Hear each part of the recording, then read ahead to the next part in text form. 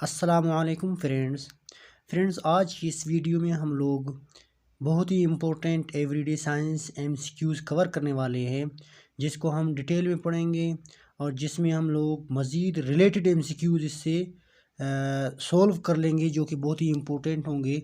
जैसे कि आप यहाँ देख सकते हैं, यहाँ हम इस एमसीक्यू से जैसे माइटोकॉन्ड्रिया इस एमसीक्यू से हम मज़ीद मुख्तलिफ़ चीज़ें पढ़ेंगे जो कि हमें मज़ीद यहाँ से समझ आएंगे कि ये टॉपिक किस चीज़ के बारे में है। और यहाँ हम लोग ख़ास तौर पर सेल के बारे में बात करेंगे। जितने भी चीज़ें हम पढ़ेंगे वो सेल से रिलेटेड होंगे। तो चलिए, आपने वीडियो को बिल्कुल स्किप नहीं करना है क्योंकि हम यहाँ पर बिल्कुल डिटेल में पढ़ने वाले हैं और एमसीक्यूज़ को और उससे रिलेटेड एमसीक्यूज़ भी यहाँ पर हम लोग कवर करने वाले हैं। इस वीडियो में आप ऐसे समझ लो कि आप 100 एमसीक्यूज़ भी कवर करने वाले हैं क्योंकि यहाँ हम लोग एक एमसीक्यूज़ पढ़ेंगे, उससे रिलेटेड बहुत सारी चीज़ें पढ़ेंगे। तो आप लोगों के इंशाल्लाह यहाँ से कंसेप्ट्स क्लियर हो जाएंगे। तो दोस्तों, अगर अभी तक आपने हमारे चैनल को सब्सक्राइब नहीं किया तो हमारे चैनल को सब्सक्राइब करें और मज़ीद जो हमारे वीडियो प्लेलिस्ट में मौजूद है एवरीडे साइंस और जनरल नॉलेज, इस्लामियात, पाकिस्तान अफेयर्स के, उनको भी आप वॉच कर ले ताकि आप लोगों के एग्ज़ाम की तैयारी सही तरीके से हो जाए। तो चलिए स्टार्ट कर लेते हैं आज की वीडियो। यहाँ हमारे पास क्वेश्चन है, which organism is known as the power house of the cell. Power house of the cell कौन सी ऑर्गेनिज्म को कहते हैं? तो यहाँ हमारे पास जो ऑप्शन है इसका जवाब है mitochondria. So the correct option is D, mitochondria. Mitochondria को power house of the cell क्यों कहते हैं दोस्तों? क्योंकि ये सेल को पूरा एनर्जी प्रोड्यूस करता है, एनर्जी निकाल के देता है। किस किस ज़रिए से एनर्जी निकाल के देता है इसको? तो चलिए उसको हम लोग देखते हैं। यहाँ आप देख सकते हैं, mitochondria is known as power house of cell because it serves as site for synthesis of adenosine triphosphate. Adenosine triphosphate जो कि एनर्जी है एटीपी, जिसको कहते हैं एटीपी, ये the energy currency of cell. ये समझ लो कि सेल की एनर्जी करेंसी है। तो माइटोकॉन्ड्रिया का मेन फंक्शन यहाँ पर हो गया कि एनर्जी प्रोवाइड करना पूरे सेल को through the process of aerobic cellular respiration. अब यहाँ पर ये जो टर्म आ गया कि एरोबिक सेलुलर रिस्पायरेशन, इस टर्म का मकसद होता है दोस्तों कि एनर्जी प्रोड्यूस करना in the presence of oxygen. Oxygen की मौजूदगी की वजह से जो यहाँ पर एनर्जी प्रोड्यूस होता है इसे बोलते हैं एरोबिक सेलुलर रिस्पायरेशन। इसके बाद आप दोस्तों यहाँ देख सकते हैं, ATP serves as energy currency for different cell activities. मुख्तलिफ सेल के अंदर एक्टिविटीज़ होती है, उसके लिए ATP जो होता है माइटोकॉन्ड्रिया, यहाँ पर आप देख सकते हैं एडिनोसिन ट्राइफॉस्फेट, ये एनर्जी प्रोड्यूस करता है मुख्तलिफ एक्टिविटीज़ जो सेल के अंदर होती है। फिर आप यहाँ देख सकते हैं, cell consist of 3 parts. Cell के अंदर 3 पार्ट्स होते हैं, लाजमी तौर पर जो पार्ट्स होते हैं, कंसिस्ट होते हैं, बड़े बड़े जो मेजर पार्ट्स हैं वो 3 है। कौन कौन से है यहाँ आप देख सकते हैं। नंबर 1 यहाँ पर आ रहा है सेल मेम्ब्रेन। नंबर 1 इसमें सेल मेम्ब्रेन है, और नंबर 2 यहाँ पर न्यूक्लियस, और नंबर 3 सेल मेम्ब्रेन और न्यूक्लियस के दरमियान जो आता है उसे कहते हैं साइटोप्लाज्म। यहाँ आप गौर से देख के थोड़ा बहुत मैं इसका डायग्राम बनाऊँ। ये आपके पास दोस्तों एक सेल है, ये उसका न्यूक्लियस है। अब ये क्या है? ये मेम्ब्रेन है, ये सेल मेम्ब्रेन है, ये न्यूक्लियस है। अब ये सेल मेम्ब्रेन और न्यूक्लियस के दरमियान ये जो खला है आप स्पेस देख रहे हैं, इसी बोलते हैं साइटोप्लाज्म। इसके बाद हमारे पास दूसरा एमसीक्यूज है, life span of white blood sales. Life span of white blood sales कितने दिन तक होते हैं? तो इसका जवाब है दोस्तों 13 से 20 दिन के अंदर। 13 से 20 दिन के अंदर वो वाइट ब्लड सेल्स ख़त्म हो जाते हैं, दोबारा दूसरे वाइट ब्लड सेल्स बन जाते हैं। तो यहाँ आप इसके साथ ये देख सकते हैं, after which time they are destroyed in the lymphatic system. Lymphatic system के अंदर वाइट ब्लड सेल्स जब अपना मुद्दत पूरा करते हैं, लिमिटेड टाइम होता है उसको पूरा करते हैं, उसके बाद वो फिनिश हो जाते हैं, डिस्ट्रॉयड, ख़त्म हो जाते हैं। Which is largest human cell in the body. सबसे बड़ा लार्जेस्ट ह्यूमन सेल, सबसे बड़ा ह्यूमन सेल बॉडी के अंदर कौन सा है? So the correct option is a, ovum, जो कि फीमेल की बॉडी का एक पार्ट है ओवम। तो सबसे बड़ा सेल ओवम है। आप यहाँ देख सकते हैं कि the largest cell is the nerve cell. सबसे यहाँ आप देख सकते हैं एक हमारे पास है लार्जेस्ट, यहाँ पर एक हमारे पास है लार्जेस्ट से ह्यूमन सेल ओवम है, और दूसरा आप यहाँ देख सकते हैं लॉन्गेस्ट, ये हमारे पास क्या है longest. What is difference between largest and longest? Longest और लार्जेस्ट में दोस्तों बड़ा फ़र्क है। लॉन्गेस्ट का मतलब यही होता है कि वन डायमेंशनली वो बड़ा होनी चाहिए।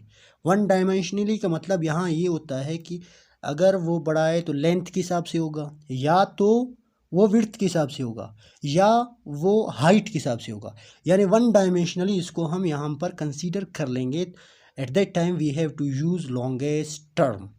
अगर हम ओवरऑल बात करें, उसकी लेंथ की भी बात करें, विड्थ की और इसके हाइट, तीनों को हम मिलाकर बात करें, तो उस टाइम हम इस्तेमाल करते हैं, यहाँ आप देख सकते हैं लार्जेस्ट, उस टाइम हम इस्तेमाल करते हैं लार्जेस्ट। तो लार्जेस्ट में 3 डायमेंशनली बात होता है और लॉन्गेस्ट में 1 डायमेंशनली बात होता है। तो आई होप आप लोगों को समझ आ गए होंगे कि यहाँ पर इसमें MCQs का क्या मकसद है। The longest cell is the nerve cell. The largest cell in the human body is female ovum, जो कि अभी हम लोगों ने उसको डिस्कस किया। तो लार्जेस्ट फीमेल बॉडी के अंदर ओवम है। Smallest cell in the human body is male gametes.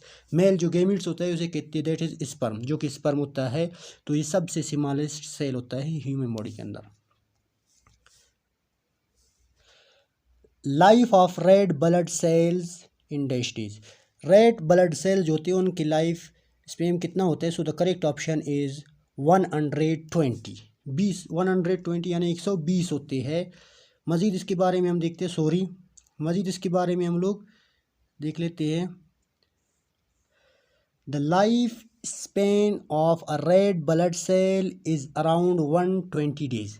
Around 120 days होते हैं। Red blood cells are formed in the red bone marrow of bones, जो कि इंसान की जो हड्डी होती है उनके दरमियान में एक जगह होता है जिसे बोलते हैं बोन मेरो। यहाँ पर रेड ब्लड सेल्स और इसमें मज़ीद प्लेटलेट्स होते हैं और वाइट ब्लड सेल्स, ये सारे बन जाते हैं। प्लेटलेट्स दोस्तों हमारे खून की जो क्लॉटिंग सिस्टम होता है उसमें काम देते हैं, और वाइट ब्लड सेल्स हमारी इम्यून सिस्टम, हमारी बॉडी की दिफा करते, हिफाजत करते, सिक्योरिटी गार्ड है। तो रेड ब्लड सेल्स, प्लेटलेट्स और वाइट ब्लड सेल्स ये बन जाती है बोन मैरो में। Next, xylem function in plants. Xylem का क्या फंक्शन है प्लांट्स में? तो इसका जवाब है दोस्तों ए, deliver water.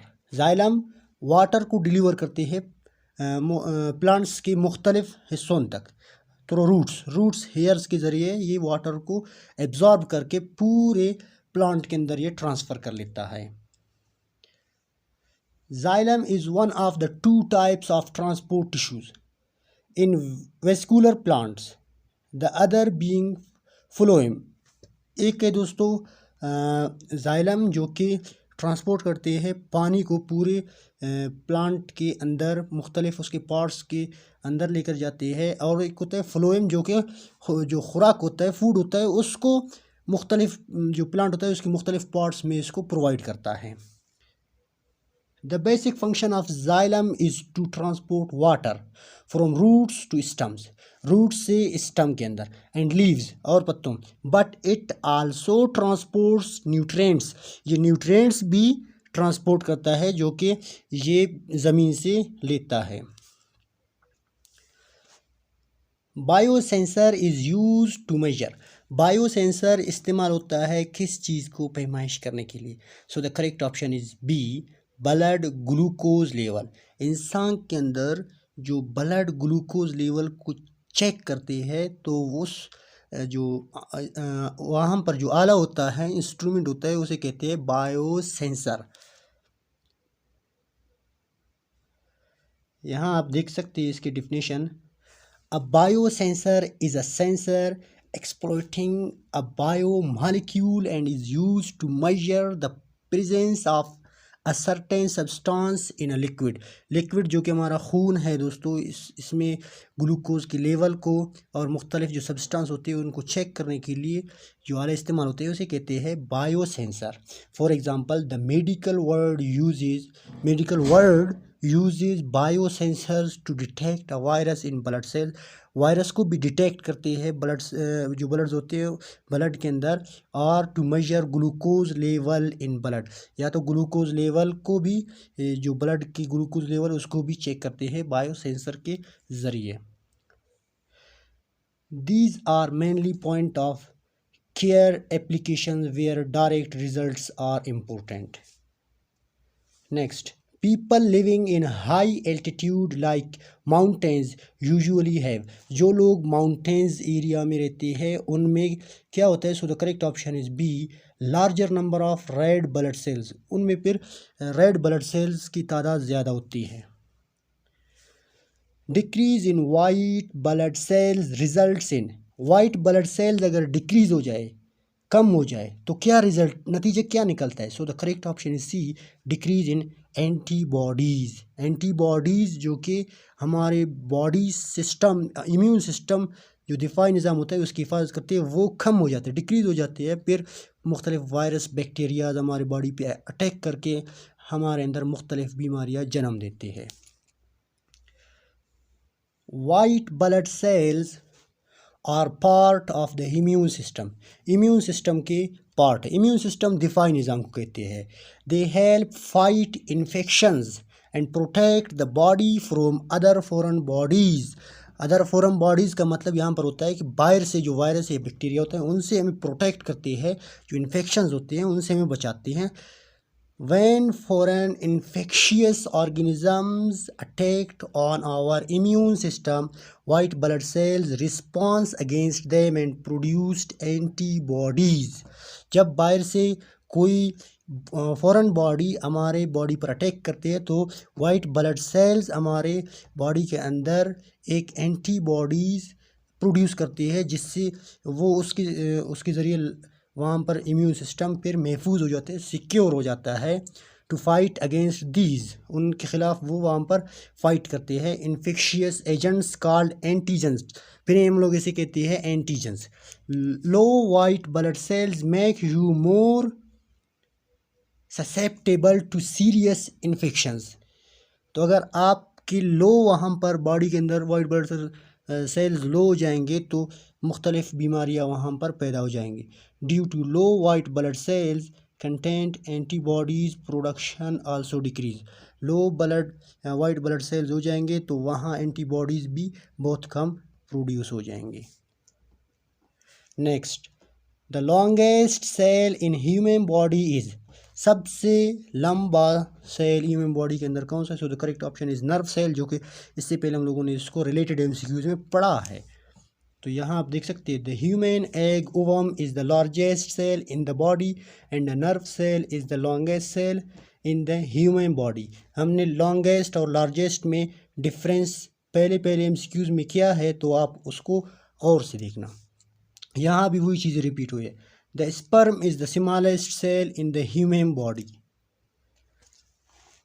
Next, first time cell was discovered by, सबसे पहले सेल को किसने डिस्कवर किया? So the correct option is Robert Hooke ने. रॉबर्ट हुक कौन है? Robert Hooke a British scientist, एक ब्रिटिश साइंटिस्ट है. He discovered plant cells by viewing the cell walls in it is cork tissue under a microscope. Cell जो plant cell के cell walls, वहाँ जो cork होता है उसको, उसकी जो टिश्यूज़ है उसको उसने माइक्रोस्कोप के अंदर देखा, मुशाहिदा किया, तो वहाँ से उसने सेल को डिस्कवर किया. He described the cell as the basic unit of life. उसने कहा कि सेल ज़िंदगी की सबसे बुनियादी यूनिट है. Uncontrolled cell growth followed by tumors by major cause. अगर uncontrolled cell growth हो जाए तो ट्यूमर्स ज़्यादा खास करेंगे किस चीज़ को? कैंसर. यानी अगर कैंसर क्या होता है दोस्तों, यहाँ आप देख सकते हैं कैंसर क्या होता है. Cancer is a group of disease, एक ग्रुप ऑफ डिजीज़ होता है. मुख्तलिफ बीमारियाँ जब आपके बॉडी पे अटैक करती है तो फिर आपको कैंसर हो जाती है. सिर्फ एक बीमारी से नहीं होती, मुख्तलिफ बीमारियाँ. तो यहाँ भी मेजर जो काज होता है वो होता है cancer. Involving abnormal cell growth, cell growth यहाँ एबनॉर्मल हो जाती है, सही तरीके से प्रॉपर तरीके से फंक्शन प्रोवाइड नहीं करती है, with the potential to invade or spread to other parts of the body. Next, centriole is present in, centriole कहाँ पर होते हैं? So the correct option is animal cell. Animal cell के अंदर सेंट्रियोल होते हैं, प्लांट सेल के अंदर सेंट्रियोल्स नहीं होते हैं। सेंट्रियोल्स पेयर के फॉर्म में और सिलेंड्रिकल शेप के जरिए, सिलेंड्रिकल शेप जैसा ही हमारे सेल के अंदर होते हैं। Centrioles are paired barrel shaped organelles located in the cytoplasm of animal cells near the nuclear envelope, जो कि आप इसका पिक्चर भी यहाँ देख सकते हैं। As compared to plant cell, animal cell is characterized the presence of, अगर हम कंपेयर करें प्लांट सेल से एनिमल सेल को, तो एनिमल सेल के अंदर बहुत छोटी छोटी वैक्यूल्स होती है। So the correct option is a, many small vacuoles, जो कि प्लांट सेल के अंदर बड़ा वैक्यूल होता है जो कि न्यूक्लियस को पुश करता है कॉर्नर्स की तरफ। तो एनिमल जो सेल होता है उसमें छोटे छोटे बहुत ज़्यादा वैक्यूल्स होते हैं। Plant cell have cell wall while animal cell have only cell membrane. ये भी याद रखना कि प्लांट सेल के अंदर सेल वॉल भी होते हैं और सेल मेम्ब्रेन होती है, लेकिन एनिमल सेल के अंदर सेल वॉल नहीं होती है। इसलिए प्लांट सेल जो प्लांट होता है वो मजबूत होता है, while animal cell is not. Animals and plants bodies are made up of more or less than dash of water. कितने % ऑफ पानी से एनिमल या प्लांट सेल बनी होती है? प्लांट जो बॉडीज होती है वो बनी होती है। So the correct option is C, 70%, 70%। Both plant and animal cells are eukaryotic. Plants और एनिमल सेल्स ये यूकैरियोटिक होते हैं। यूकैरियोटिक का मतलब क्या होता है दोस्तों? कि इनमें न्यूक्लियस मौजूद होते हैं। Animal cells have centrosomes. Animal cell के अंदर सेंट्रोसोम्स होते हैं। अब सेंट्रोसोम्स क्या है? जो सेंट्रियोल्स, इससे पहले वाले एमसीक्यूज में हमने डिस्कस किया, सेंट्रियोल्स की जो पेयर होता है इन्हें बोलते हैं centrosomes. Where as plant cells have a cell wall. तो दोस्तों ये थी हमारी आज की वीडियो जिसमें हम लोगों ने बहुत ही इंपॉर्टेंट एमसीक्यूज़ कवर किया है। अगर अभी तक आपने हमारे चैनल को सब्सक्राइब नहीं किया तो चैनल को सब्सक्राइब करें ताकि आपको इस तरह के मज़ीद इन्फॉर्मेटिव वीडियोज़ मिलता रहे। तो मिलते हैं किसी और इस तरह के एक वीडियो में, तब तक के लिए अल्लाह निगहबान।